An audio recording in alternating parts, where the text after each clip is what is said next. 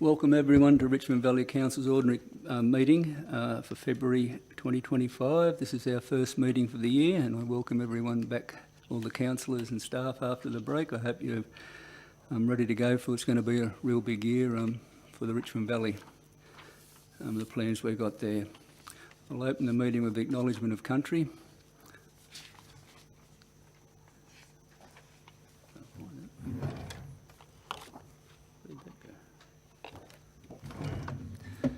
Richmond Valley Council recognises the people of the Budjalug Nations as custodians of traditional owners of this land, and we value and appreciate the continuing cultural connections to lands, their living culture and their unique role in the life of this region in the past, present and the future.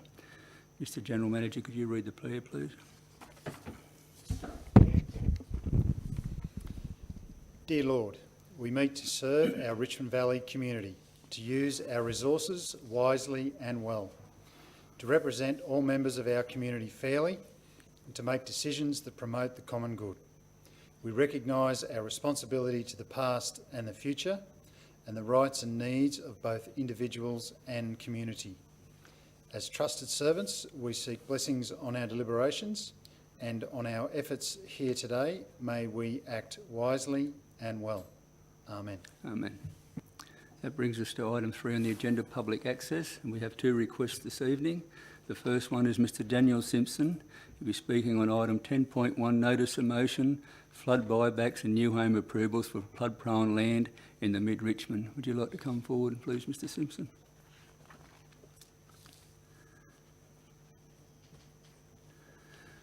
Welcome, Daniel, and no doubt you're aware of the 5-minute limit and you'll get a bell 1 minute before. So when you're ready to go, you start. Thank you. Good evening, Mr Mayor and councillors. In December 23, I wrote to our state and federal members of Parliament, the Premier's Department, the Department for Regional New South Wales, and to our councillors at the time. I would like to start by reading you an excerpt of that email, as 15 months on, it is just as pertinent, if not more pertinent, than it was then. I am writing to you today to express my serious concern regarding the future viability of the township of Woodburn. This concern stems from what I would call a lack of a cohesive plan for the future of the town, and it has been fuelled largely by the buyback program, which in my view is a short-sighted, knee-jerk solution, lacking vision and planning for the future, that possesses a serious threat to the ongoing viability of our town, without actually achieving much at all in the way of future flood planning. Whilst I harbour no ill towards residents who have chosen to take a buyback because it suits their individual circumstances, I fail to see how this program benefits the community and township as a whole, and as such I am left wondering where the wisdom is in this and what the overarching objectives of the program are. I'm left wondering if the funds used could have been better spent on initiatives to assist future-proof the town as a whole. In my view, house raising and retrofitting using flood-resistant materials would have been a much better alternative for Woodburn. As time moves on, this pondering is turning to anger, as it appears that a large amount of money is being expended without any real planning that will improve outcomes for the township in a future flooding event. As businesses witness houses being surrounded by the Northern Reconstruction Corporation bunting, they are beginning to question what will be left of the town, and if investing further in their business is a wise idea. For the town to bounce back, it requires investment. Investment requires a level of certainty. Certainty that this buyback program and unclear flood mapping has eroded. It's now 15 months since I sent this email. In Woodburn, ad hoc buybacks continue. The community is unaware of the plan for these houses and the land upon which they sit. The buyback program could, if correctly used, help revitalise the town. Bought back houses could be raised and sold off to first home buyers. Alternatively, they could be demolished with the land never to be built on again. Unfortunately, I suspect that the latter is more likely, but the point here is we, the community, just don't know. Currently, there is significant concern within the community, evidenced by those sitting in the gallery tonight, regarding rumoured changes to flood mapping and the impact this will have on the ability to build on available land within our river townships. Within the community, we are hearing anecdotal stories of people being allowed to go through the process of subdivision where they have expended considerable cost and time with the belief that the block or blocks that have been created can be built upon, only to find out that this might not be the case moving forward with changes to flood mapping. And so, I ask again, what is the plan for the future of our river towns? A town's viability is directly related to the size of the population that supports it. Post-flood, our river towns are struggling. Our populations are reduced, our school enrolments are down, and many of the residents that remain have slipped further down the socio-economic ladder. If buybacks continue as they are, with no plan for rebuilding, replacement and revitalisation, if there is truth to the stories of new flood mapping and preventing building on existing residential land, then I fear that our river towns will continue along the slow but eventual path to non-existence. Councillor Hayes' notice of motion is the first step in providing our river communities with some clarity about the future of their towns, and I urge councillors to both support it, but also as our elected representatives to fight for the future of our river towns. Make representation to all levels of government about the need to be able to build on vacant land and rebuild flood-affected houses within our river towns. Thank you. Thank you. You take questions if there's any. Has any councillor got any questions? Councillor Murray.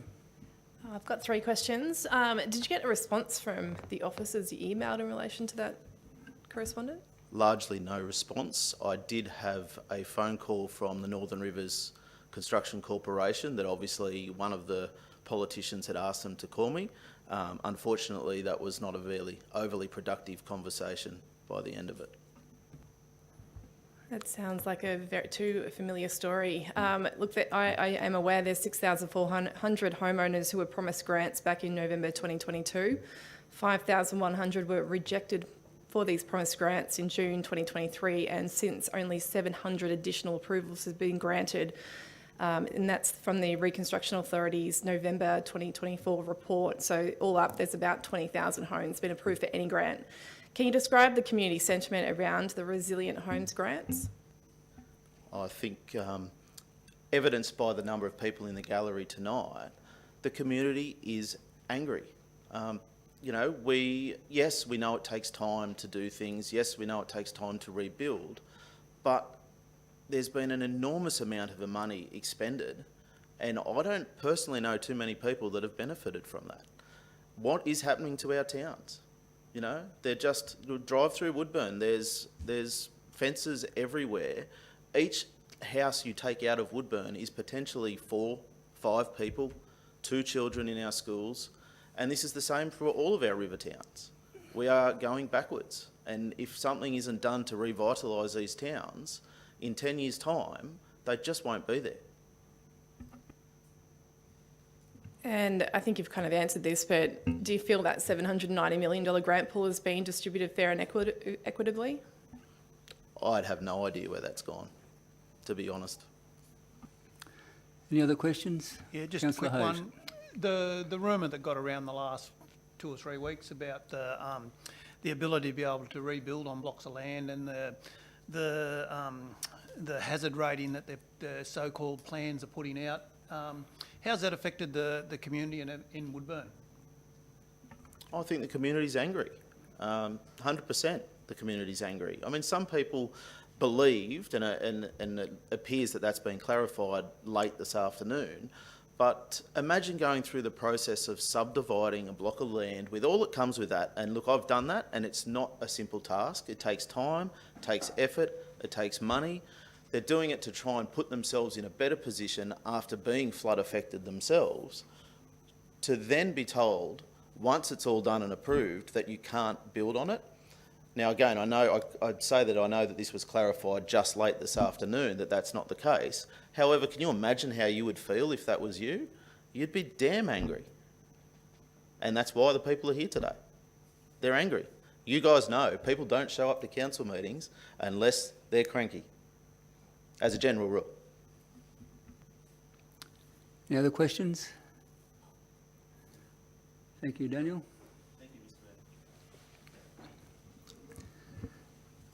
The next speaker is Mr. David Sly on behalf of Sly Brothers Property Limited, and it's on the same item, the notice of motion. Welcome, David.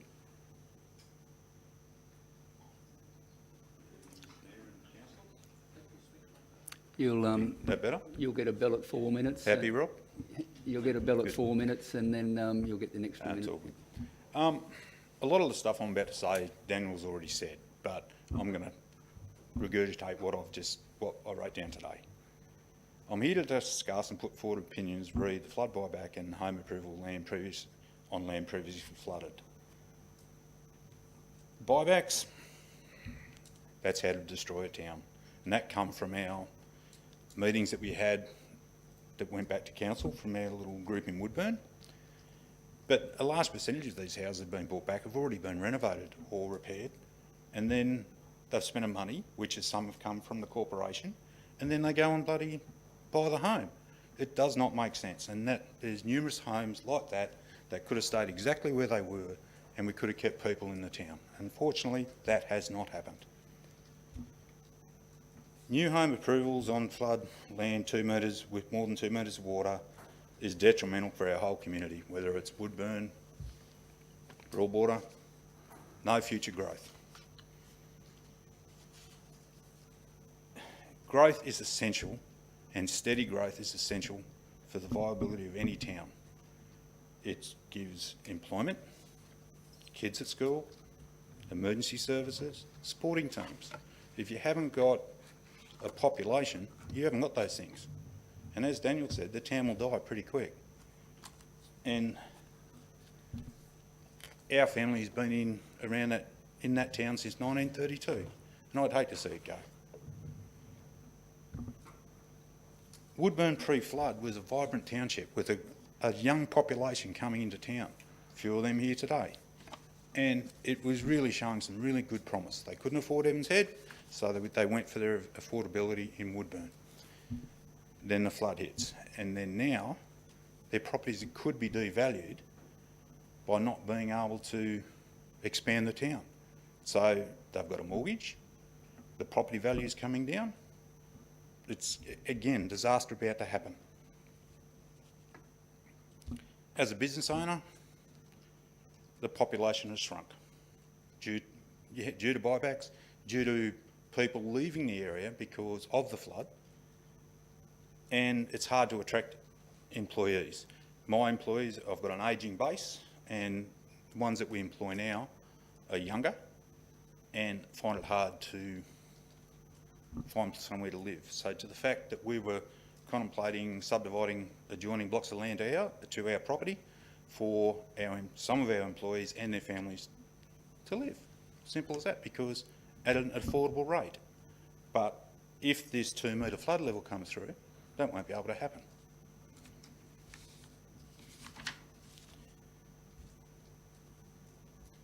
On the other flip side of that too, if you've got subdividable land, and there's some landowners here tonight, and that's even someone with a 1,000 square metre block, and they want to cut the back half off and put a granny fat in the back of it. But all of a sudden, you've got nothing to sell. You can't sell it. You're still paying rates. Land tax, if you are paying land tax, unfortunately, and you've got a huge asset write-down and limit your borrowings. So just please reconsider, and thanks this afternoon, hopefully that has been addressed. But the decisions for any future buybacks, new home approvals and subdivisions need to be addressed with some intelligence and thought with a vision to improve our lower river towns, not destroy them. That's all I've got to say. Any questions? Thank you. Any questions? Yeah, I've got Councillor one. Hose. David, when just after the floods, just after the water had gone down, I remember meeting in the shed at Sly's. We had a sit around there. We had Dominic Perrotto there. Yep. Promised us the world Yes. at that time, made us feel good, thought the recovery will be quick. 3 years later, those things he spoke about in that shed that day, which there was a limited group of people there, we were privileged to be there, I might add. Has any of that taken place? Nothing. No, my opinion is nothing has happened. Yep. You know, all the meetings we've had with the Reconstruction Authority in the hall at Woodburn, once again, all those things that were mentioned. I'm not saying promise because they didn't make any promises because they were too scared to. Yep. Nothing's come of it. It's platitudes. That's all I would say to Woodburn. Platitudes. They're just telling you what you want to hear. Yeah, thank And you. it's simple as that. Any other questions? Councillor Murray. Yeah, just the same questions I asked Dan. Like, what's the sentiment of the community about these grants, do you think? And because it You can compounds the stress, I'd imagine. You can hear it in my voice. But look, I don't normally public speak. I don't like it, but I'm here today to have a little chat. Yes, it does affect people mentally, and when they do subdivide a parcel of land post-flood, and when it comes back as possibly we can't develop that land, that affects people, and that starts a snowball, and then people start thinking about, well, hang on, other people own land, or hang on, like I said, the 1,000 square metre block, cut it in half, get the back off it, and build something on that, and then they start thinking about that, and that's why you've got so many representatives from Woodburn here today, and it's a testament that it's good that they came. And most of these people sitting here were also on the little council meeting once a month or once every 2 weeks that reported back to the council. They have the Woodburn at heart. They certainly do. And not much more I can say, really. Thanks for sharing that, Dave. Can I just ask another one? Yes. David, your experience in the building trade and you know a little bit about it. If we can get to the situation where Woodburn could be built back on most of the land in town, I'm not saying all the land, where the hazard is not as high, with an appropriate engineering specifications, do you think that that would make the people in Woodburn stay? Without a doubt. Thank you. Yep, without a doubt. But we just need guidelines on what we can and can't do. Simple as that. Any other questions? Thank you, Dave. Thank you. Thank you to both speakers for taking the time to come and address council. Apologies, there's no apologies, everyone's present. Mayoral minute, there's no mayoral minute, but I'd just like to say that this will be Director Jones's last meeting after 19 years of service to our community and the Richmond Valley Council. She's moving on, and I'd just like to wish Angela all the best for wherever your future endeavours take you, and thank you for your service. Thank you, Mr. Thank Mayor.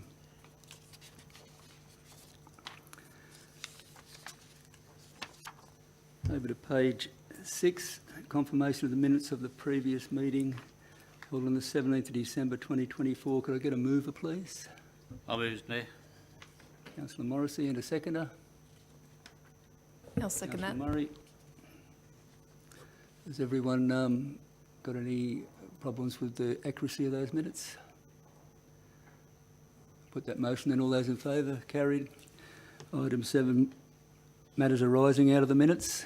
Has any councillor got any matters arising?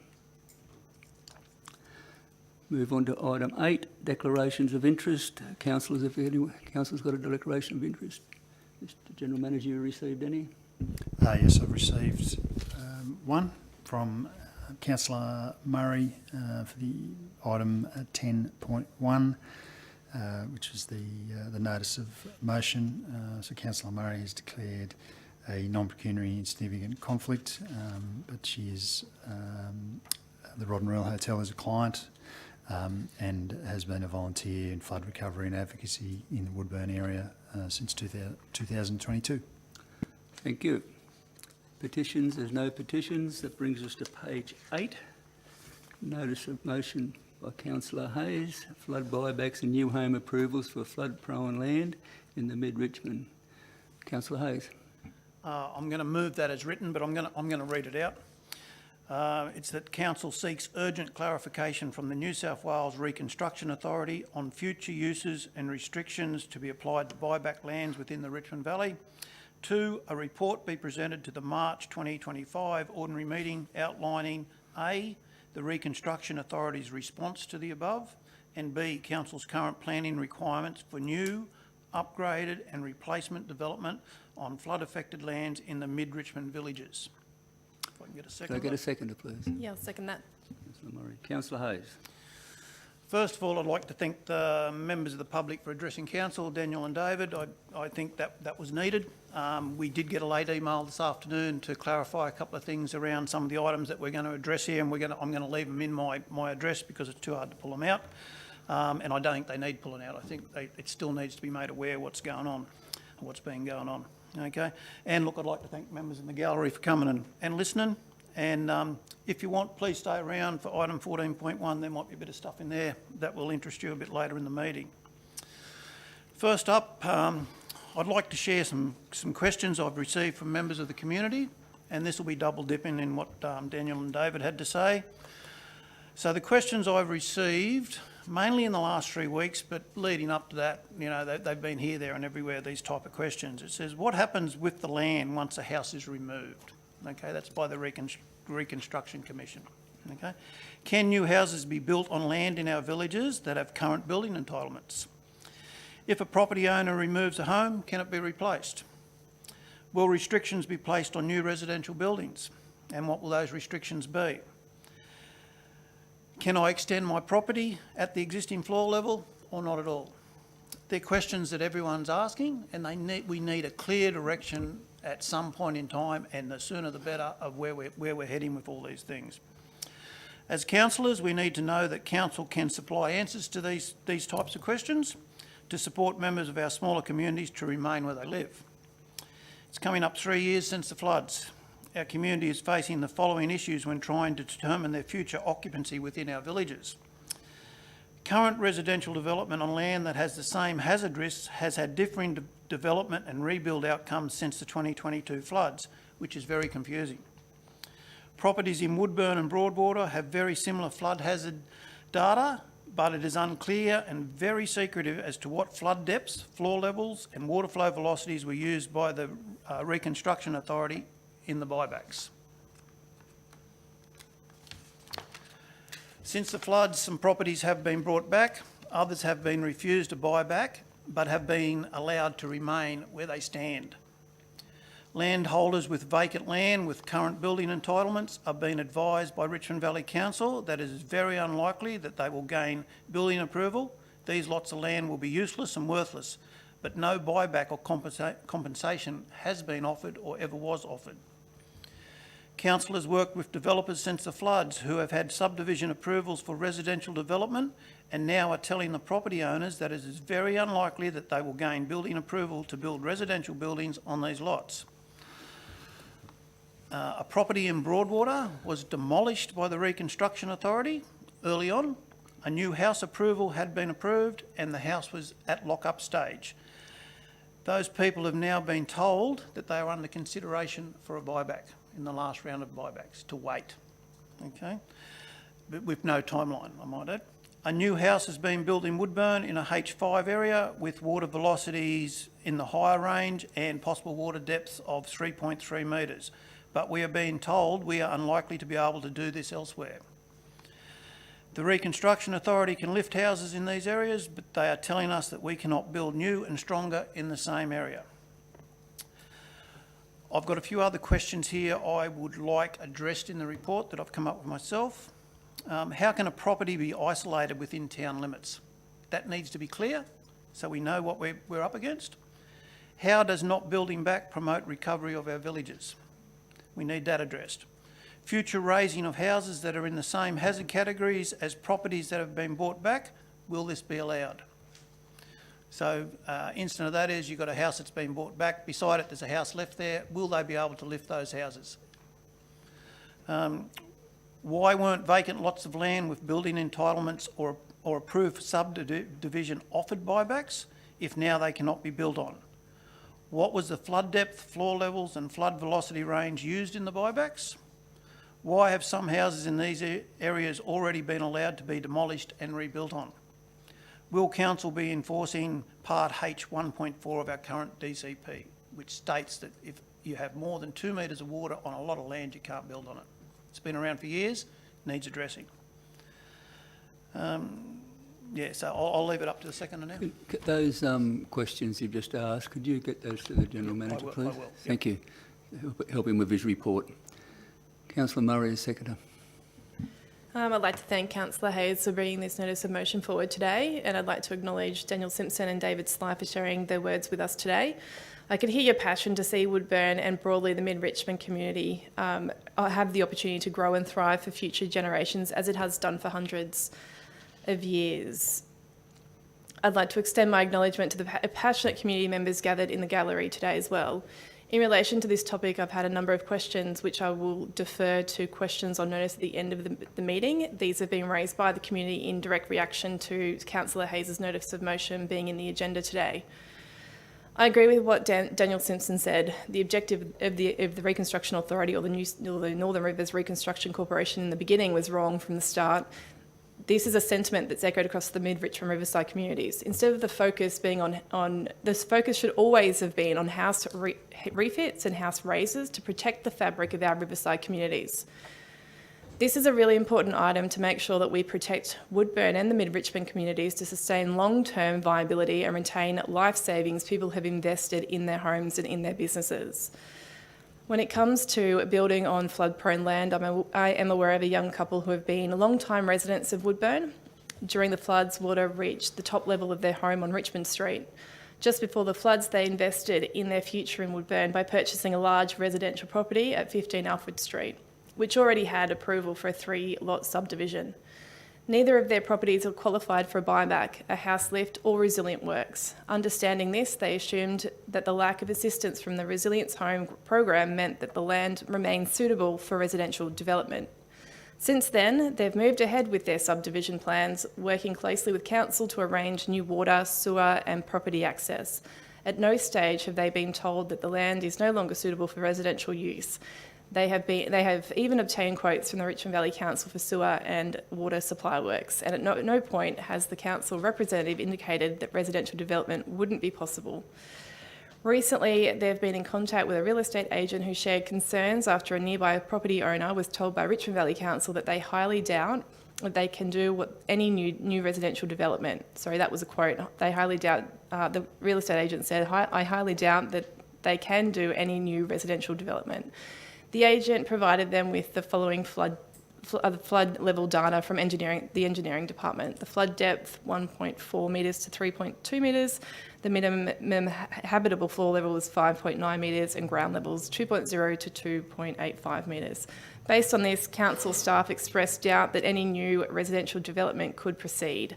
This couple now fears they may be in the same position. They've already invested around $900,000 into the project and most of it's borrowed.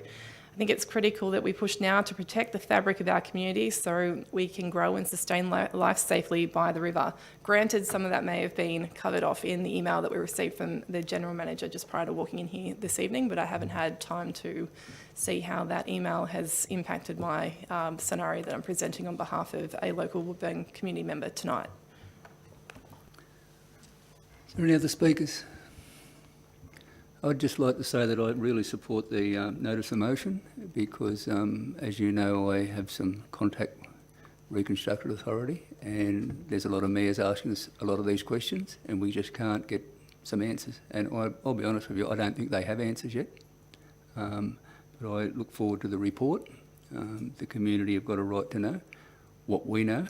But I just hope that we can get enough feedback from these government departments and the government itself about what can be done in the future. Because, as you said, Councillor Hayes, it's 3 years and we always said it to be 3 to 5 years, but that 5 years is approaching very fast and something needs to be clarified so the community can get on with their lives. So I'm looking forward to the report coming back and I support the motion, and hopefully we can get some answers for our community.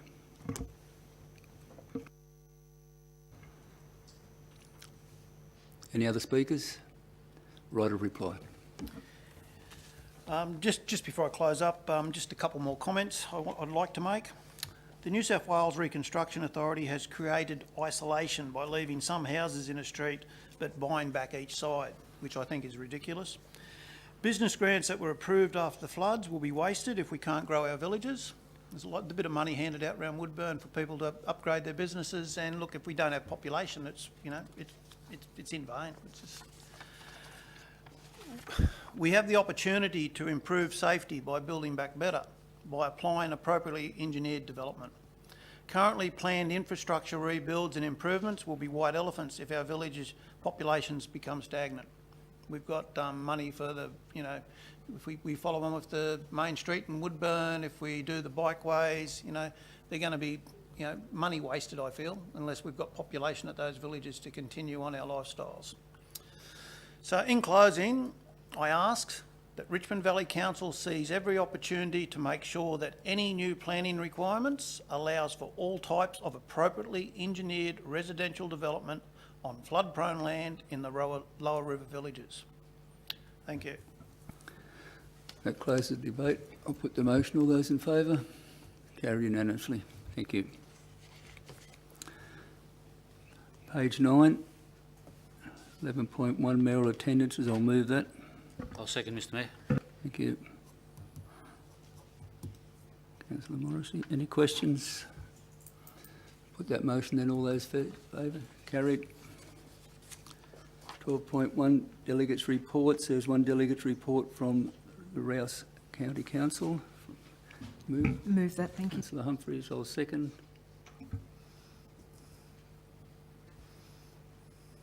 Any questions? Councillor Walker. Mr Mayor, just two questions. Firstly, I think at the December meeting you indicated you'd invite the General Manager of Rouse to come and meet the Council. Did that invitation get issued? It has been issued, and he won't be available until the April meeting. He has a medical on that time for March, so he can't come till April. Thank you. And the second question, Mr Mayor, the report talks about $29 million of funds invested by Rouse. Could you let me know whether they're restricted funds and what purpose they're being reserved for, or would you prefer to leave it until... I'll take that on notice and get back to you. Okay. When the General Manager comes? Yep. Thank you. Thank you. Any other questions? Put that motion in. All those in favour? Carried.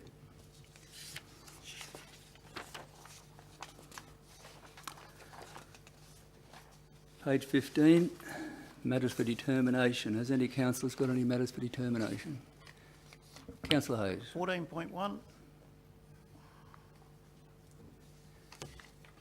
Yep, 17.1 and 17.2. And 17.2. Yes, thanks.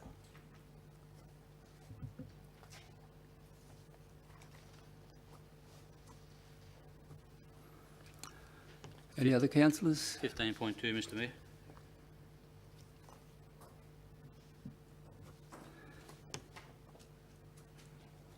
$14.2, thanks.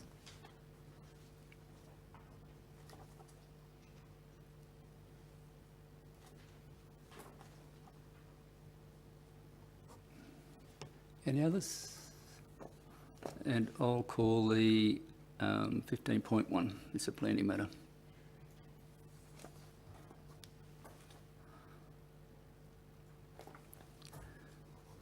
No more? Councillors, that leads, I need a motion for 15.3 and 17.3. You concur with it? Can I get a motion for that, please? Move, Mr Mayor.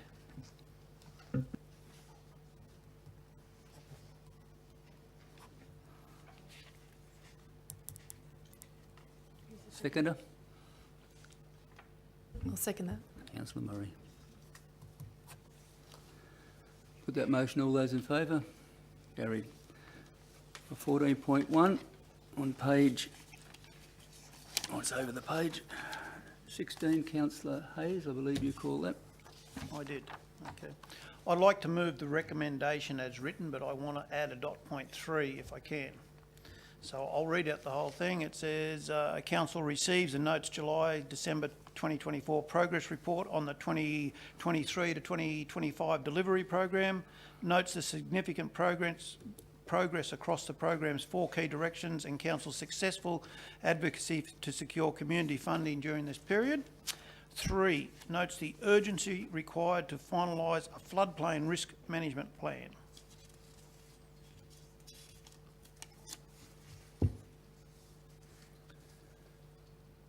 Just see if the, did you get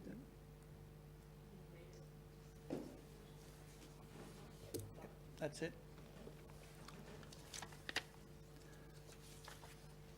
Seconder, I'll second that.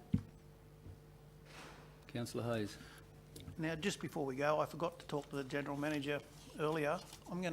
Are you able to address the gallery on what role this plan plays for our community and how it guides us in flood recovery, and what will the new floodplain risk management plan add to this moving forward? I'm sorry, I meant to mention to you before. I He's forgot. looking at you, Ian. I reckon that's one for Director Jones to give us an overview as the Director of Planning, so I'm happy for you to cover that. Thank you. Thank you, through you, Mr Mayor. The floodplain risk management plan is the secondary part of the work that we've been doing. We did the flood modelling, and as you're aware, our flood model was nearly all but complete, and then the flood came along. We had to recalibrate that model with the data that we captured during the 2022 flood. So we've got the flood model, and now the floodplain risk management plan is the second part, which sets out the parameters and the requirements of what can be built where, the risk and the hazard rating. So the questions that we've spoken about tonight and the concerns, hopefully a lot of those will be answered and clarified in the floodplain risk management plan. So we're expecting that body of work to be delivered probably later in the year. These things unfortunately do take time. There is a lot of work behind them, but we have engaged consultants, and I'd be happy to get one of the planning staff to provide an update to a future council meeting about the timeframes of deliverables for that project. That answer, that's what I was expecting. I just wanted these people to hear that all the questions they've put up tonight, to get them in place and put these planning rules in action. It's going to take time, and that's the first step, and that's going to take probably to the end of the year. Like the Mayor said earlier, 3 to 5 year plan to recover from the floods. I can't see that happening. It's, we're going to chew up this year pretty quick. But look, anyway, all that aside, I'll move forward with some stuff here. Our delivery plan is progressing well, and I commend Council for their work to keep the program moving forward. The report in the attachment covers items that are of particular concern to the lower river areas. On page 4, it talks about future housing. So if you've got your, you've got the attachments on page 4. It reads, it talks about the reconstructions, cooperation and other agencies supporting regional recovery. And halfway down the page it says that we've partnered with the Reconstruction Authority to pilot a combined place planning adaptation planning project for the mid-Richmond communities, which I know we're doing. The place plans include options for future housing, economic development and community facilities in Evans Head, Broadwater, Riley's Hill, Woodburn and Corrocky. Just wondering how we're going with those options for housing. Is there anything up there, or is it is there any information we can spread on that?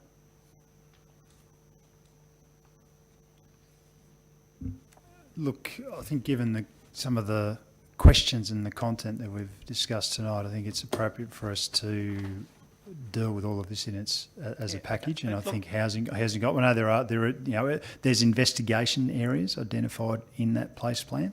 Look, expanding housing areas on the floodplain is challenging, and will be challenging. Not only for us, but obviously working with the state agencies. So I think it's appropriate for us to make sure that if we're giving you advice, that's been fully considered in the context of the questions that you asked tonight, conversations we have with Reconstruction Authority and potentially with NEMA, the national body, because they have a role. Obviously, you know, they fund a lot of these programs 50-50.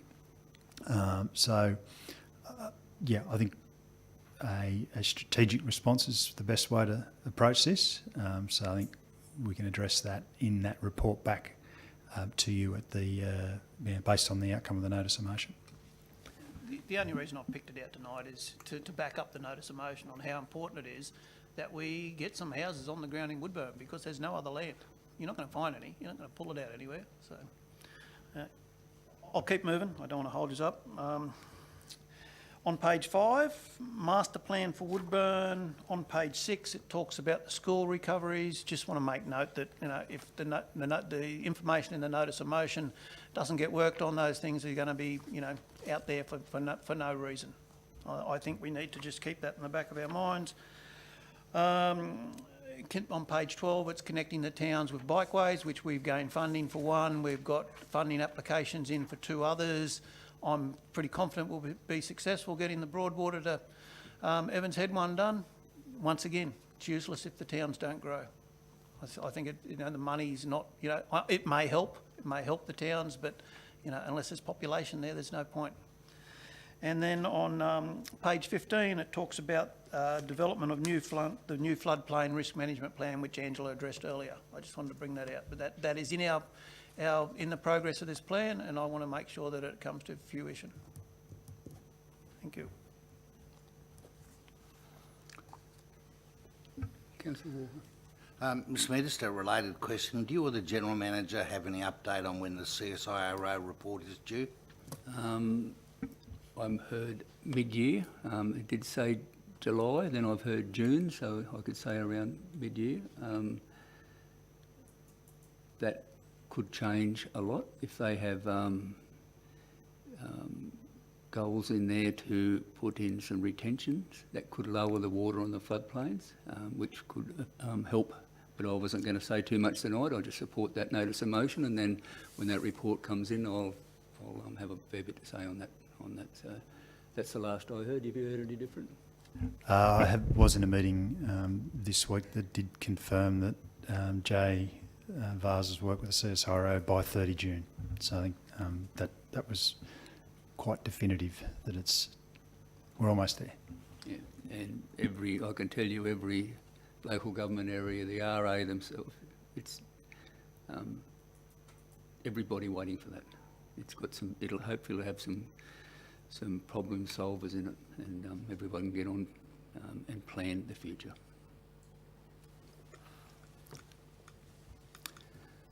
So we're on 14.1. Any other speakers? Thanks, Mr Mayor. I just note all the projects and plans that have been achieved, but what is also really good to be looking forward to are the items that are in the report about the future. And we've got the casino sewage treatment, the replacement of the treatment plant, $65 million there. The good news being there that work on the finalising of the concept design and the environmental studies and securing the government approvals is almost complete, and we're hoping to have the detailed design of that anytime soon. Is that the case? Sorry, Mr Mayor, commencing the detailed design, which will take us through to the rest of this year. It's quite obviously a detailed piece of equipment. So yeah, that will. We're going to tender within the next month, and it's about I think it's about a 10-month process. So the aim being by the end of the first quarter next year, we'd be in a position to go to tender, obviously subject to securing funding. And then following on from that, we're doing work with the Rapville sewage treatment plant. And also in the report, it talks about the Evans Head, the stage 2 for Evans Head sewage treatment plant. And that's going to actually double the capacity and help cater for future residential growth and service the increasing visitation at those peak periods. And also I'm sure that the community would be interested in that it provides more flexibility in the treatment process. Also, In addition to having completed that $38 million worth of repairs, Council has secured another $53 million, and that's for our damaged roads and bridges, which will include the Tatham Bridges, the Bentley landslip, and design and construction for the Cherry Street Road, Upper Montgomery and Woodburn Corokai landslip. So that's all very positive and welcoming.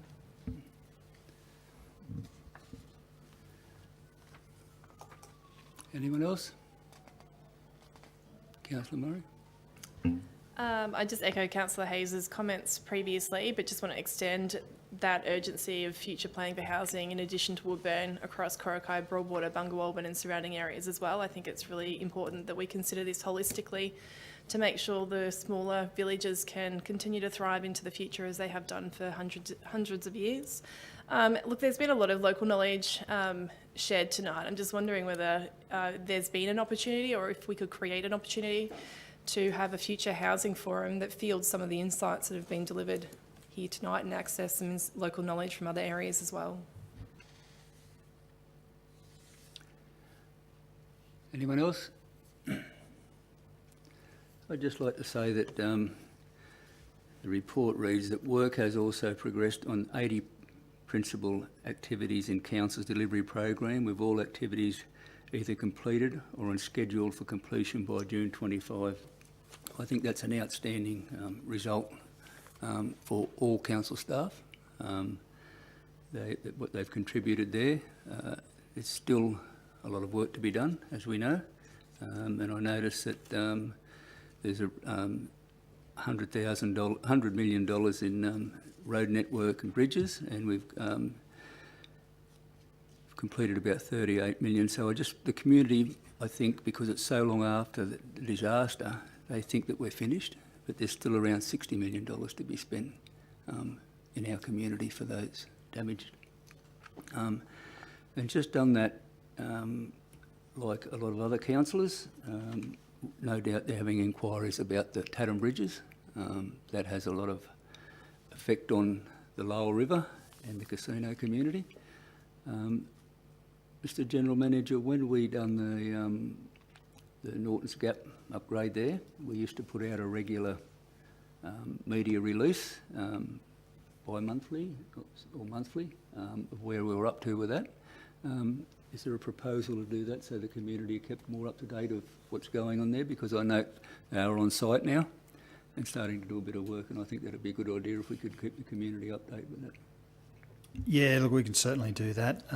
Yeah, whether they're media releases or short videos. We've obviously got that capacity with with Adam, our communications coordinator. So happy to do that. The other one that is obviously Tatham Bridges, but also getting the Broadwater Bridge done.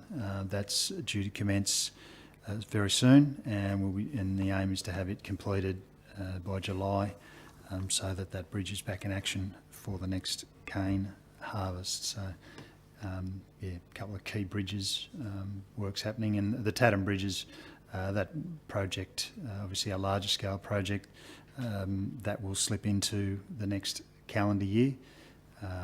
We had a couple of delays towards the end of last year, but as people see, work has commenced. So yeah, we'll get some updates, out to the community.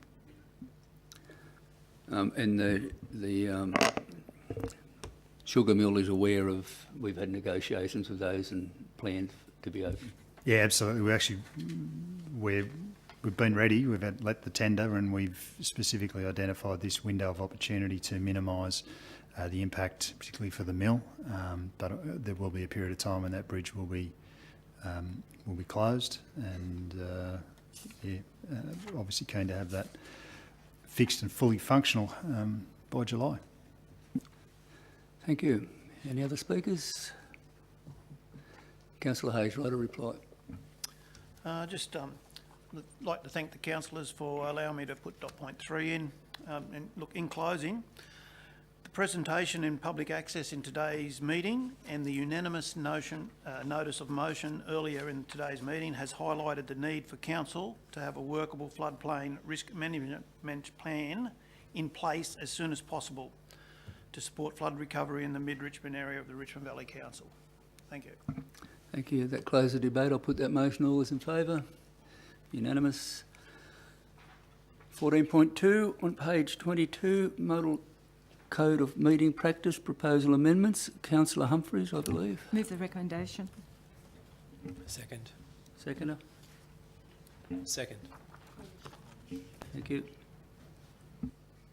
Councillor Humphries. Thanks very much. I just wanted to draw this one out and thank Council for representing my 20+ years as a councillor in the responses both in November and this year, just recently. I believe that I've acted with integrity and high morals and always thought about the best for the community in every decision I've made. And I feel like many of the reforms are, they're almost, some of them are almost feel like they're insulting and without appreciation really for what local councillors do. I do believe, as it says in the report, that these reforms have the potential to ultimately lead to poorer outcomes for our communities. Two items I'd like to just make a brief comment on. The banning of the briefing sessions. Consultation.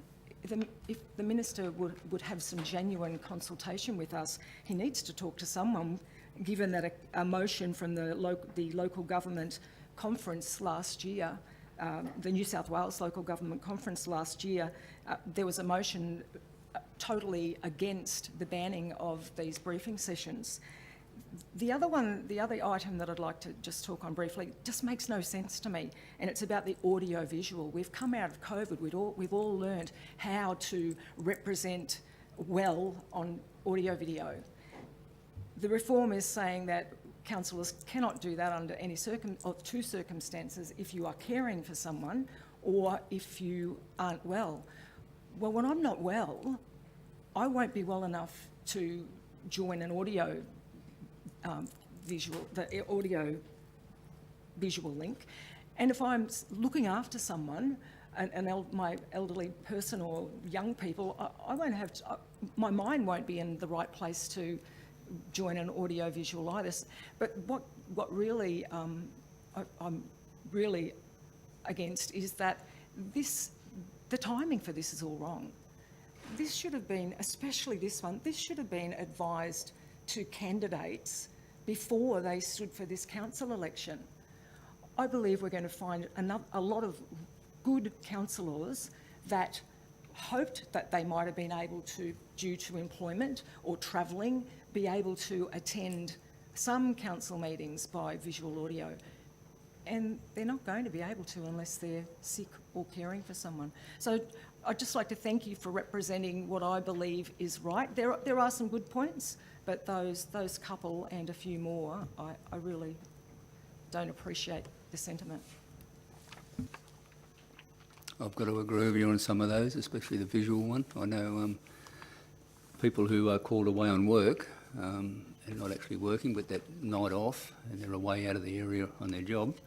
They need to be able, they're elected by the community to represent that part of the community, and they can join online, but now they're going to be not allowed to do that. So that representation for the people who voted for them isn't going to exist where it can. And it has before, and it's been used before, and it was very successful. So but there's a lot of dot points there.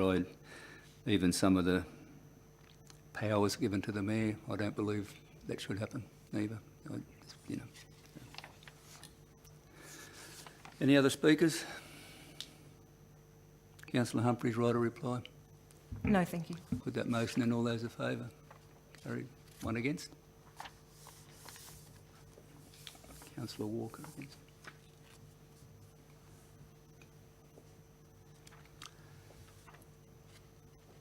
(15.1), and I call that, and I'll move the motion. I'm going to get a seconder, please. Second, Mr. Councillor Mayor. Morrissey. Councillors in the gallery, the reason, if it's a planning issue, legislation says it must be called, and that's the reason I call this. I just see that they've brought a lot of areas now into this plan that weren't there before, where there'll have to be a report done if you want to build a house, even on farmland that's cropped or grazed with short grass. And all I can say is it's going to be another cost to a house builder, person wanting to build a house, and time. And they talk about trying to streamline red tape to get housing, which is at a crisis in Australia. And here they putting more red tape in front of it, so it's a bit disappointing. Any other speakers? Just to comment, Councillor Hayes. how do we relay this? Is it up to us to relay this to our community so that they realise if they're on farmland that their category is going to be changed? Will we go out to the associations, or to the to the sugar mill, to grazing companies? We need to probably just put it out there that it's not our doing, it's the state government, and that where they previously weren't on bushfire prone land, they now are. Simple as that. But there needs to be an outlet to notify everyone. Can we do a media release on this? Yeah, look, we can communicate that, and obviously, I think when we had the briefing on it, Cane Growers Association, certainly will have effects, but we've got a lot of other agricultural industries across the valley, so I think some targeted awareness. I was going to say engagement, but it's actually really giving information, because we have to have this map, and it's pretty much dictated to us in this format. So it's more advising people that this is coming into place. I'll just follow that up with in the report, the consultation. There is no legislative requirement or guideline requiring council to public exhibit the draft maps. However, for the purpose of transparency and community awareness of pending changes to the mapping, it is proposed that public exhibit display the map for a minimum of 28 days. So it'll go out there, the community. However, it also reads there will be very little scope for council to change the map, but submissions will be accepted. And but putting that out there for 28 days will also help your question. Could I just have a comment through you, Mr Mayor? On page 28, it actually says this shouldn't create a significant increase in requirements for applicants and assessing officers.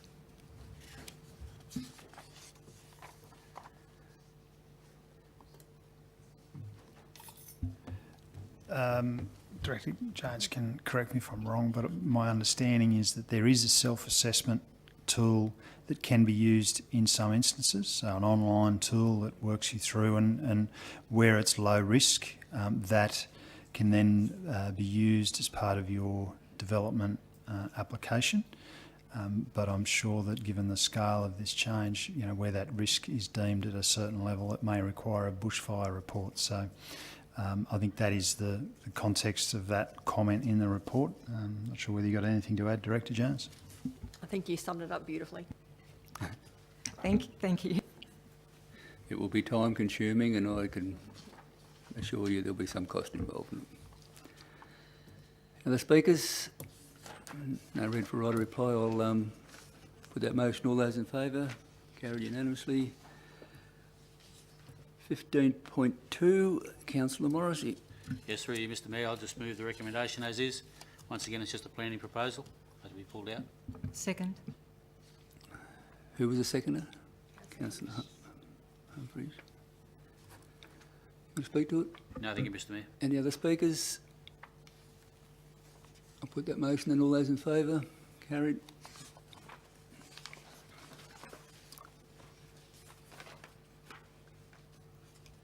(17.1). Councillor Murray. Through you, Mr Mayor, I've just got a question to the relevant staff member. Just what are the is there any capital guarantee? Can I get a sorry. mover, please? Yes, I'll move that. Sorry. Seconder? I'll second. Councillor Hayes. Councillor Murray. Thank you, Mr Mayor. I'll start again. Through you, Mr Mayor, to the relevant staff member, I'm just wanting to know what capital guarantee is there on the medium to long-term capital investments. The report Yes, I just wondering if, like, I read in the report that there's some volatility around some of the longer to medium-term investments, and just wondering, for the principal that we've invested, is there a capital guarantee on that medium long-term investment part of the portfolio? Not on the T Corp investments, there isn't, no. That's why we monitor them so closely. To date, they've performed quite well. We haven't had any capital reduction, but yeah, there's No capital guarantee? There's no guarantee, no. Yeah, okay. Any other speakers? Right a reply? No? No, just that question, thank you. Put that motion. All those in favour? Now move to 17.2. Before I call for a motion, we have a presentation, Mr General Manager. Could we have that, please?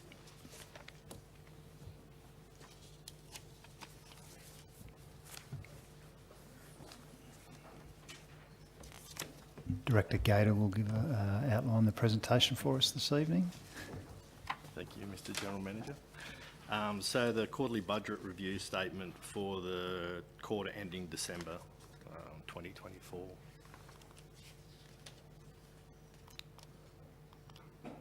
It's not working. Okay, so we've had a increase in income of $429,000, brings our income up to 134.6 million. Our expenses from continuing operations increased by 467,000 to 92.2 million, which brings our result from continuing operations to a $42.364 million surplus. We take the capital grants and contributions out of that, and we have a deficit of 9.234 million. Our capital expenditure has decreased by 870,000, but is still a sizable amount at 85.094 million. Unrestricted funds stay at 272,000, and that's unchanged.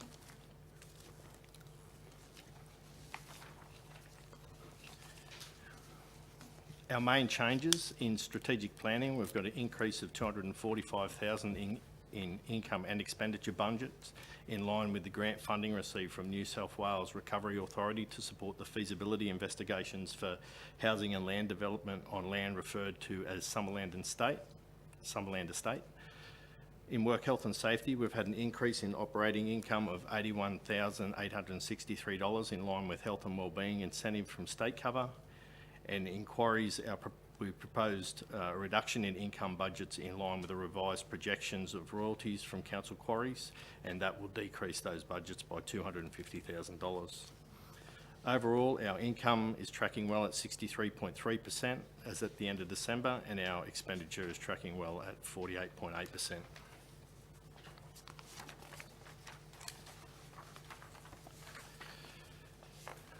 For capital works, a review of our capital works program has been undertaken, resulting in a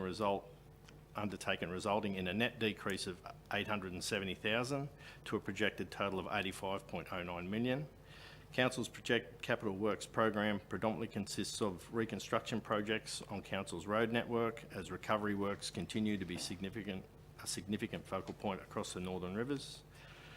Some of the major work recoveries underway include the Bentley landslip, MR145, which is Woodburn Evanshead Road, Woodburn Corrocky Road,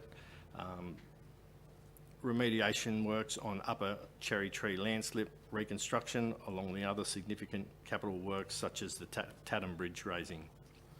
With 33% of capital work budgets being expended as at 31st of December, the capital works program will continually be monitored for the remainder of the year, and any impacts will be adjusted and recorded in the monthly budget adjustment reports where required. Major changes to the capital works program: reduction of capital grants by 2.3 million and capital expenditure by 2.5 million for the NRLX Effluent Management Project in line with an updated program of works. So those amounts go into the 25-26 year budget. We've still got 1.1 million still sitting in this financial year to start that project. Under sports ground, parks and facilities, an increase of budget by 400 grand due to the construction of the rail Trail Bridge adjoining the Lismore and Casino sections of the rail trail. Under building and maintaining roads, we had to reallocate $3 million to 25-26 in line with a revised project plan for the Tatham Bridge raising project. There's still $11 million sitting in this year's budget for that project. An increase of $2.2 million in line with the scheduled essential public asset restoration works funded by Transport for New South Wales. And under sewage services, an additional $5.56 million for the Rappville sewer treatment plant project following handover of the project from Public Works, and relocate $2 million to 25-26 in line with expected works for stage 2 of the construction of the Evans Head sewer treatment plant.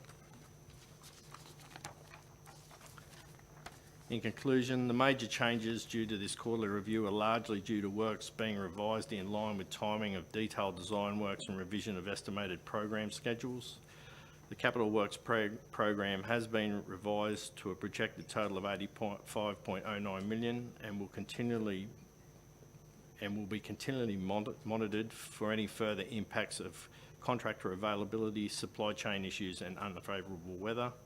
Council's estimated budget result unrestricted cash has remained unchanged at $272,799, with income and expenditure tracking within budget.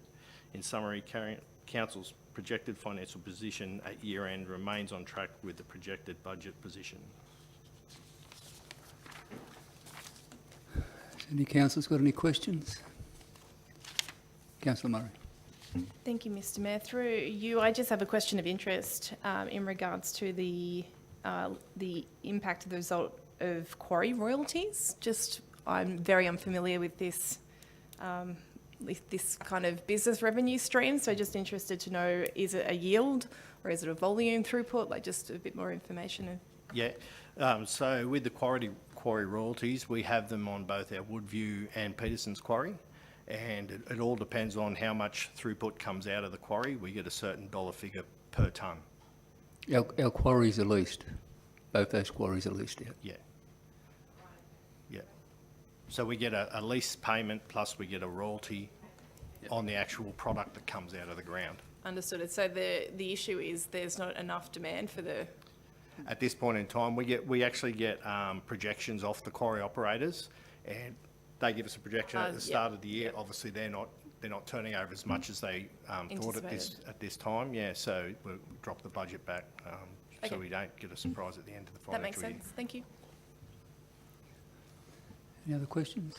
Councillor Walker. Mr Mayor, can I ask the Director, in respect of operating income, are you noticing any slowdown in the collection of rates this year as a result of the so-called cost of living issues and also housing issues, including buybacks?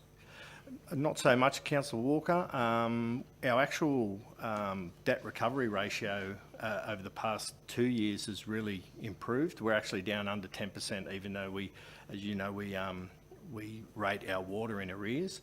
Our rates team do a fantastic job at getting the rates, but yeah, we haven't seen a drop off at all, to be totally honest. Yeah. Director, you mentioned that there's still $11 million in the Tatham bridges for this financial year. Yeah, it's a $14 million project. Is there any chance of that $11 million being expended in the next 4 months? Director Zeller might be able to answer that one. Director Zeller, about time you had a bit of a go. Exactly. So, as Ryan mentioned, we let that tender for about $14 million, 11 of which is due to be spent before 30 June. But given a few delays around land acquisitions and design that the General Manager referred to earlier, power poles, etc., that's been pushed back a little bit. I would be surprised at this point if we spent $11 million before the end of June, and that'll be adjusted in the next quarterly review. Okay. Yeah. All right. Thank you.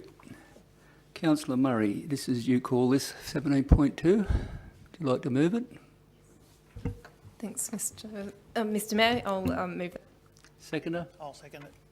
Councillor Hayes. Councillor Murray, you would like to speak to it, or you're right? I'm right. My question was answered before. Thank you. Thank you. Any other speakers? Any questions? I'll put that motion and all those in favour. Carried. Unanimous?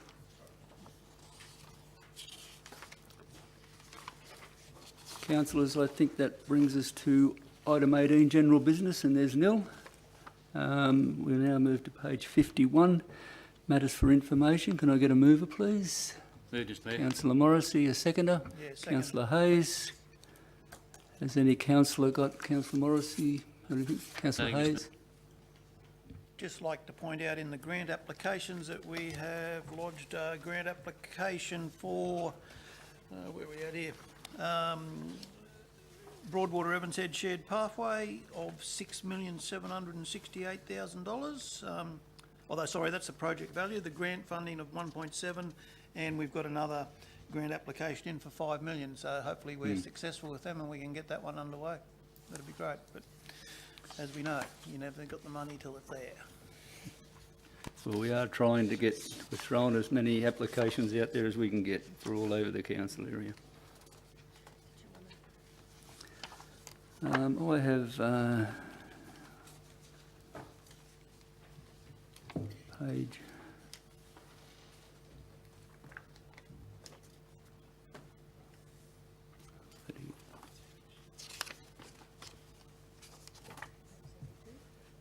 Page 72. yeah. Page question on page 80.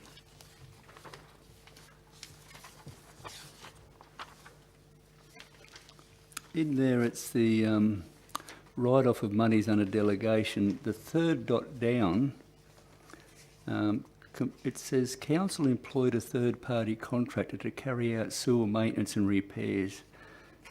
Substantial leak was discovered after works were completed. Does it mean he repaired it and then it leaked after, and I don't... Maybe you can get back to me on I'd that? have to get back to you on, take that one on notice, Mr Mayor. And the other one is the page before on page 79, 78. The Planning Institute of Australia Excellent Awards. The Mid-Richmond Place Plan was nominated for an award with the consultants that actually put that plan together, and it was great to see that they won the state award for that. And that plan, I think, took around 6 months to complete. Is that a fair while? It was good. Yeah, it was, for what that was, it was relatively quick, but I think it was about around a 6 month, Yeah, might have been slightly so longer. A lot of time and effort went into that plan, and it's good to see that they were acknowledged and rewarded for that work. And I believe now, because you're a state winner, you will now go into the national award judging, and I wish them all the best for that. Any other councillors? Put their motion then. All those in favour? Carried. Page 81, questions on notice, there's nil, and 21 questions for the next meeting, I believe. Was there any? Yes, I have some questions on notice. Should Councillor I Murray. email them through? Look, these questions have come in direct reaction to the notice of motion that was put forward by Councillor Hayes tonight. Do you want me to read them out? Yep. Okay, so the first one is, and these are all being fielded by affected community members, and I'm just here representing their questions tonight. So the first one, this I received from a number of people: will all priority homes mapped 1 to 4 receive a grant across any of those three streams: retro, refit, house raise, or buybacks? Obviously, our preference would be for home resilience to maintain fabric of community.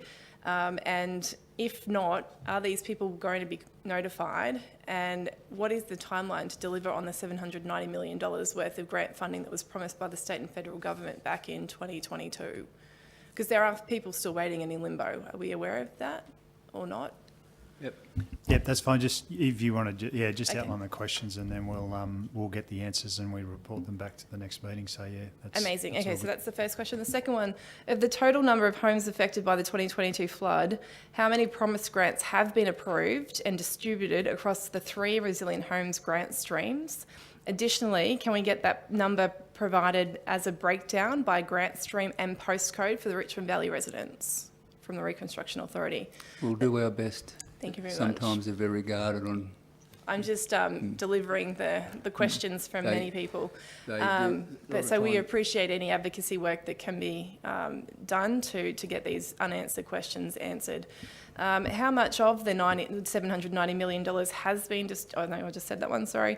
Can we provide some clear details about the retreat program, including how people can apply and the timeline for its rollout across properties for over 5 hectares?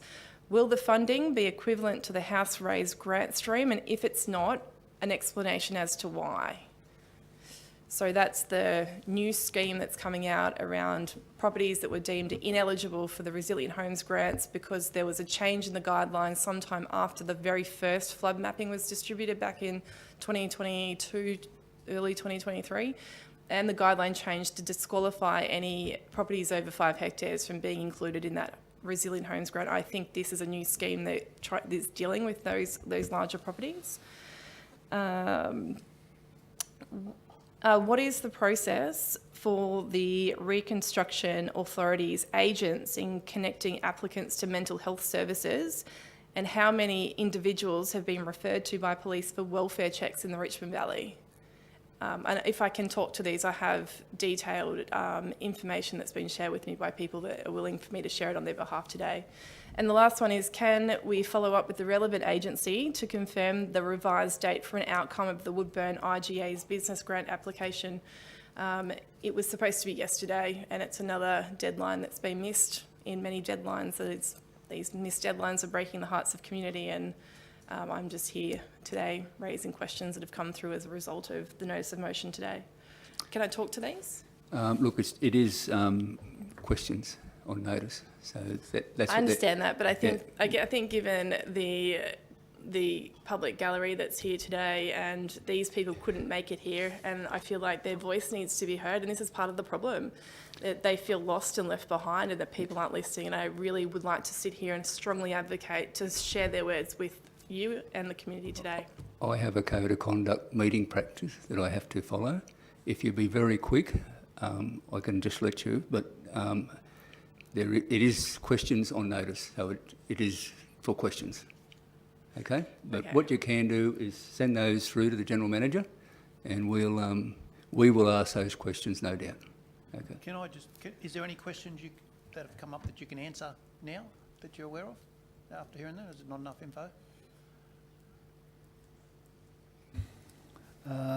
To be honest, no, I don't have the answers to those any of those off the top of my head. Fair enough. You know, there's quite a bit of detail in these. Like, you know, for example, the first one, I'm not 100% sure what that's about, so I'll need to clarify some of this with Councillor Murray to make sure that the conversations we have with the Reconstruction Authority and any others are, you know, focused on getting the right responses to those questions. Right. No more questions?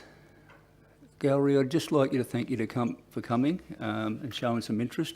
We do like to have a full gallery, and it's very rare that does occur. We are now going into closed council. There is 2 items in that. When we come out of closed council, we do read the resolutions of that, which takes 2 minutes. You're quite welcome to hang around, but if not, I wish you all a safe trip home, and thank you once again for attending. I need a motion to go into closed council, please. Mr Mayor. Councillor Morrissey, second. Councillor second. Walker. I'll put that motion, all those in... Oh, hang on, is there any representation from the gallery why we should not go into closed council? Have you had any representations in writing? No, no representations received. Put that motion in, all those in favour? Carried.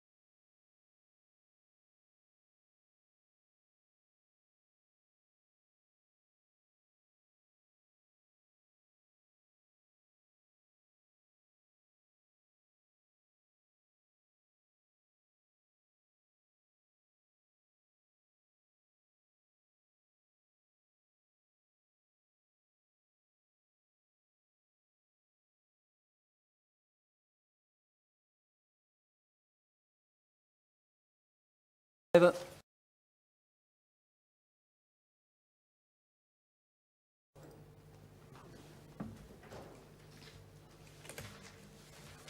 Anyone there?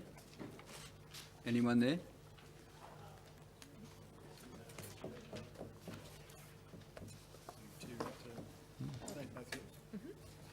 Happy to read them out, my last hurrah. Mr General Manager, could you read the resolutions of closed council, please? Thanks, Mr Mayor. I'll let Director Jones do the honours this evening. Quite appropriate. Thank you, through you, Mr Mayor. Director Jones. In the matter of item 22.1, tender VP 436928, Evans Head Bridge 250mm pipe replacement, council resolve that 1. Council accepts a tender from JSN Civil Proprietary Limited for the replacement of the Evans Head Bridge 250mm pipe replacement, as it represents the best value for council at $192,866, exclusive of GST. And 2, the General Manager be authorised to negotiate and finalise the terms and conditions of any contract or agreement in line with the content of this report and the available budget, and affixing the seal of council where necessary. In relation to item 22.2, tender VP 439251, Legal and Probity Advisory Services Panel, council resolved that it accepts the tenders of all 9 respondents of the Legal and Probity Advisory Services tender and appoints them to the panel to be eligible to provide services to council. Thank you. And that closes the meeting. Everyone, thank you for your attendance, and for those viewing online, thanks very much.